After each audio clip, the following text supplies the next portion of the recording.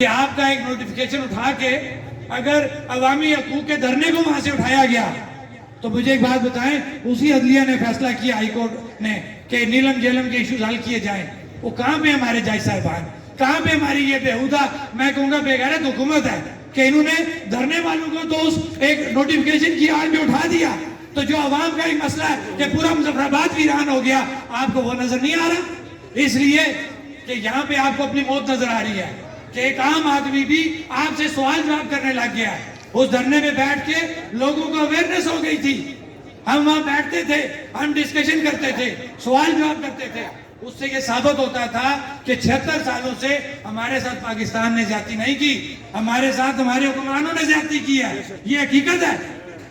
یہ نہیں ہو سکتا کہ کوئی آپ کے گھر زور زبردستی گھس جائے، یہ نہیں ہو سکتا۔ اگر آپ باغیرت ہوں گے نا تو لاتے توڑ دیں گے، گلا پکڑ لیں گے۔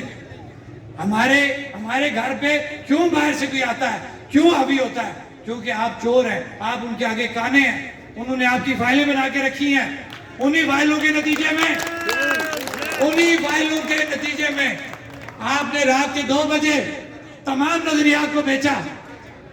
آپ نے وہ نظریات بیچے کہ ہمارے وہ سیاسی لوگ وہ بالکل اپنے نظریے پہ قائم ہیں، میں ان کو ان کی سیاست سے نہیں روکوں گا، لیکن جو ان کے ساتھ ہو چکا ہے میں وہ بیان کروں گا کہ ہماری جتنی جماعتوں کے یہاں لوگ بیٹھے ہیں، جب الیکشن ہوتے ہیں قتل و غارت ہو جاتی ہے،